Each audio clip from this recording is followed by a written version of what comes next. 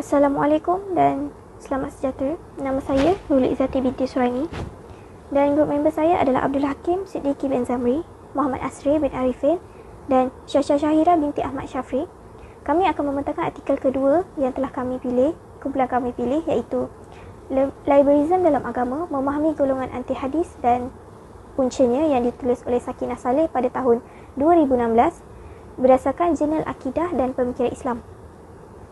Di dalam jurnal ini, liberalism membawa maksud prinsip yang mementingkan kebebasan individu sebagai perkara yang penting menurut nilai politik, iaitu dari segi politik, liberalism adalah sangat penting dalam menentukan kemakmuran sesebuah negara itu ataupun sesebuah organisasi itu. Punca berlakunya liberalism, Islam liberalism ini adalah disebabkan oleh beberapa individu yang dipengaruhi dengan liberalism barat dan cara hidup mereka serta peradaban mereka yang sudah dikuasai dalam pelbagai cabang, tidak kira dari segi kehidupan, fahaman, hak asasi, kebebasan, lebih-lebih lagi dalam kebebasan individu dalam beragama. Isu liberalism kita dapat lihat di Malaysia ini adalah pada kes Kasim Ahmad, iaitu warga negara Malaysia yang membawa fahaman daripada orientalis barat dalam Malaysia, yang membawa pemikiran pemikiran Islam liberal, telah membuat kritikan terhadap hadis Rasulullah SAW di dalam buku beliau, iaitu hadis penilaian semula, di mana beliau menyatakan faktor perpecahan orang Islam ini adalah disebabkan oleh berpegangnya kepada hadis Rasulullah SAW. Mereka percaya, golongan anti hadis ini percaya bahawa dengan hanya berpandukan Al-Quran dan kajian saintifik melalui akal cukup untuk mereka faham bahawa ajaran Islam itu adalah benar. Malahan golongan anti hadis ini mengamalkan Quranish ataupun Quraniyun sebagai salah satu hujah mereka, bahawa iaitu mereka menyampaikan hujah mereka berdasarkan akal fikiran mereka, hujah dan pemikiran daripada orientalis barat, tanpa mereka melihat pada sisi pemikiran dan hujah daripada golongan ilmuwan Islam yang sebenar-benarnya. Mereka menolak hadis ini adalah disebabkan oleh kurangnya mereka dalam fahaman bahasa Arab. Mereka berpendapat bahawa Al-Quran itu adalah bahasa yang mudah difahami. Dan faktor terbesarnya wujud golongan anti hadis ini di Malaysia adalah disebabkan terlalu terpengaruhnya dengan idea-idea yang dikeluarkan oleh orientalis barat. Seperti saya sedia cakap sebelum ini, mereka terlalu mengikut dengan pemikiran orientalis barat, dan mereka berpendapat bahawa orientalis barat punya pandangan dan pemikiran adalah lebih sesuai pada zaman serba moden ini.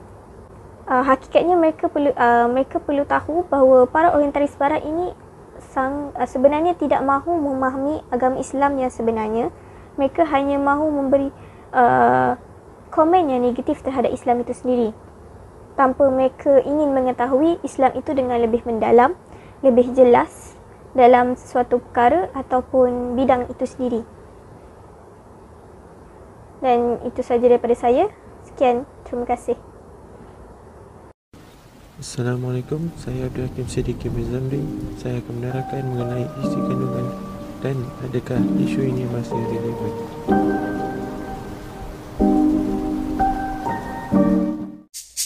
This is my recital. I think it's very vital to rock around. That's right, on top. It's tricky. It's the tight. Here we go.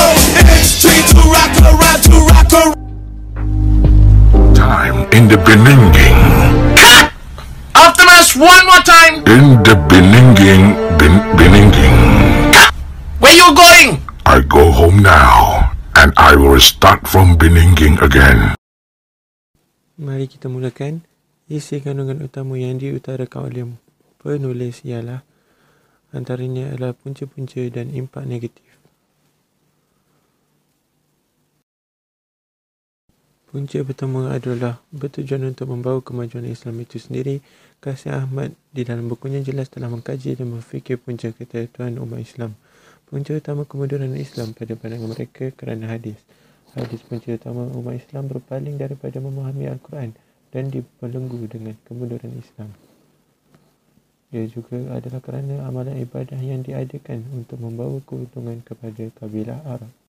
Ghazali telah mendakwa hadis hanya ditulis 200 tahun selepas kewafatan Nabi Muhammad SAW, dan juga lenyap apabila Asy-Syafi'i meletakkan sunnah sebagai sumber kedua Islam. Dan ketiga adalah konspirasi keuntungan tanah Arab, kerana casta dan ibadah haji yang terlalu tinggi malahan menjadi sumber kewangan negara Arab itu.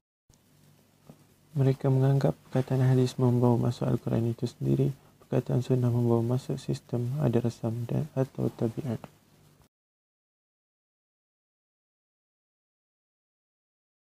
Punca ini adalah faktor yang kuat bagi golongan mereka.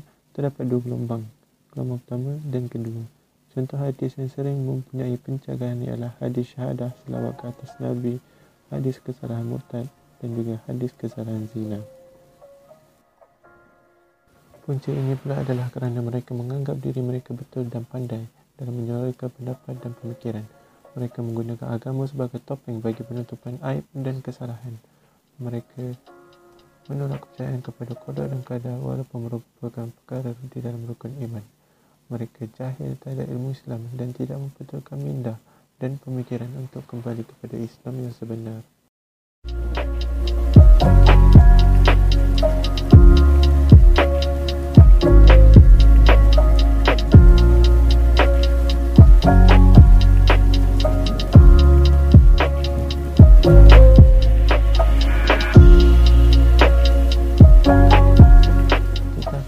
Kepada impak negatif, persepsi terhadap agama Islam akan dipandang hina oleh agama lain, agama Islam sebagai agama porak-poranda, agama Islam sebagai teroris. Budaya Barat yang kuat mempengaruhi minda, gaya hidup Barat yang banyak ke arah liberal.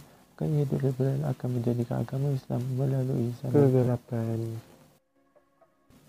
Di sini pula adalah impak negatif terhadap individu, masyarakat dan juga negara.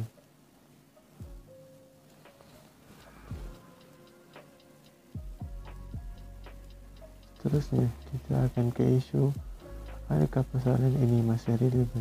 Jawapannya adalah ya, masih relevan. Hal ini kerana penyebaran pemikiran anti hadis tidak pernah jemu mewarnai dunia Islam. Setiap generasi manusia maupun warga emas, dewasa, remaja dan kanak-kanak tidak terlepas dengan internet. Mereka tidak perlu khawatir mengenai identiti, berkongsi fahaman hanya di hujung jari, sambutan masyarakat positif terhadap golongan ini. Mereka boleh melalui laman web seperti Facebook, Twitter, Instagram dan lain-lain.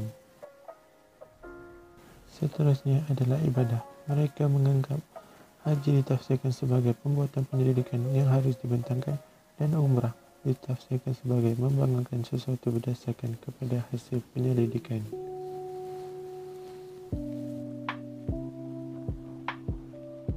Mereka bertanggapan bahawa solat adalah melalui warisan Nabi Ibrahim dan juga beranggapan solat merupakan ibadah yang sujud kepada batu dan membawa kepada syirik. Mereka mentafsirkan puasa sebagai menahan diri. Saya Muhammad Asyid Alifin. Saya akan meneruskan pembentangan yang seterusnya. Menganalisis kepentingan isu yang diketengahkan oleh penulis artikel. Seperti mana yang kita sedia maklum, isu liberalisme ini semakin hari semakin merebak bagaikan penyakit yang tiada penghujungnya. Bagi masyarakat di bumi Nusantara ini pula, khususnya masyarakat di Malaysia, hal ini semakin hari semakin hangat diperkatakan di media sosial maupun percakapan harian. Pada isu yang pertama diketengahkan oleh artikel ini ialah konsep akidah bagi seseorang individu yang menggelar Muslim atau Muslimat atau lebih dikenali dengan nama Islam. Hal ini boleh merosakkan seseorang seseorang punya akidah. Sekiranya mereka terjebak ke dalam kancah liberalisme ini. Selain itu, pada zaman yang serba maju ini, tidak mustahil bagi seorang yang naif atau orang yang baru hendak mengenali dunia ini boleh diperkotak-katikkan oleh orang lain, seperti orang yang tidak mempunyai tanggungjawab. Sebagai contoh, mereka difitnah oleh setengah individu yang tidak bertanggungjawab ini bagi memuaskan hati pihak lain. Hal ini boleh menjatuhkan akidah seseorang individu itu, sama ada mahu mengenai dunia ataupun sudah lama mengenai dunia. Pada isu yang kedua pula ialah golongan anti hadis. Golongan ini ialah kumpulan yang dipengaruhi oleh pandangan barat yang telah dibina oleh orientalis barat. Hal ini telah membuatkan Kasih Ahmad, atau lebih dikenali dengan pengasas Parti Sosialis Rakyat Malaysia, sebagaimana kita semua tahu atau kita semua sedia maklum, parti ini telah disebarkan dan dikenali dalam tahun sekitar 1984. Di histori itu, kumpulan ini telah memperjuangkan slogan kata, iaitu slogan yang berbunyi begini: setiap manusia dilahirkan bebas. Hal ini bagi menarik mereka untuk menarik minat seseorang individu itu untuk masuk ke dalam kumpulan golongan ini, dan sekaligus menyebabkan mereka terjerumus ke kancah yang hina ini. Selain itu, golongan ini telah memanipulasi dan menolak segala hadis yang bertentangan dengan ajaran mereka. Justru itu, hal ini amat bertentangan dengan agama Islam.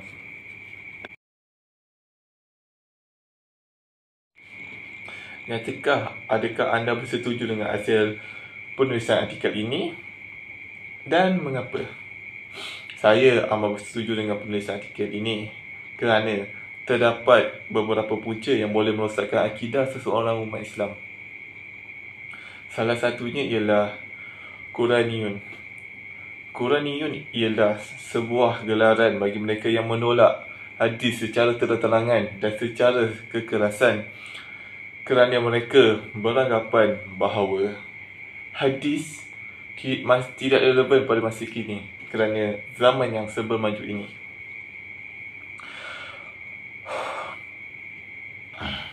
Mereka juga memandang tinggi akan golongan-golongan daripada barat dan budaya barat. Golongan anti hadis ini telah lupa akan Islamlah adalah agama yang benar dan rezeki yang diredai Allah Subhanahu Wa Taala. Mereka telah lupa bagaimana Islam yang telah memajukan dunia ini dan memberi ilmu kepada sekalian umat pada zaman ini. Golongan-golongan ini boleh dikatakan bagai kacang lupa dengan kulit. Seterusnya ialah spektakul dan pandangan sinis terhadap agama. Terkadang kami tertanya kepada diri kami sendiri, bagaimana pandangan agama luar terhadap agama Islam? Sebagai contoh, mutakhir ini, ramai umat Islam yang telah menyalahgunakan media sosial ataupun aplikasi seumpama Instagram, TikTok dan YouTube.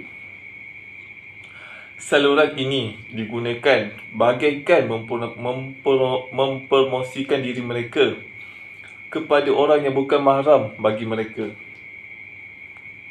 Bagaikan tiada lagi sifat malu di dalam diri mereka.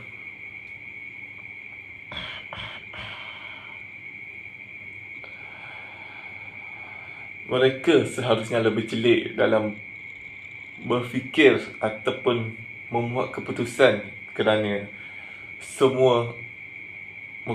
kebanyakan aplikasi dan media sosial ini bukan datangnya daripada umat Islam, dan banyak daripada aplikasi ini daripada orang yang bukan Islam. Ia juga boleh dijadikan sebagai senjata biologikal bagi menjatuhkan umat Islam dan merosakkan akidah seluruh umat Islam. Tidak salah kalau nak menggunakan media sosial, tapi biarlah di dalam saluran yang betul, di dalam yang tidak memberi imej buruk terhadap agama Islam.